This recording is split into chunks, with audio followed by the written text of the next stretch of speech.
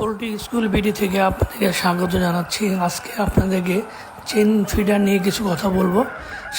সাধারণত আমরা যারা বিডার ফার্ম বা জিপি ফার্মে চেন ফিডার ব্যবহার করি, সেই চেন ফিডারের কার্যকারিতা ভালো রাখার জন্য কতগুলো জিনিস আপনাকে লক্ষ্য রাখতে হবে। প্রথমেই আপনাকে ঘরের মুরগির সংখ্যা অনুপাতে চেনের যে লম্বা বা চেনের যে স্পেস সেটা আপনাকে দিতে হবে।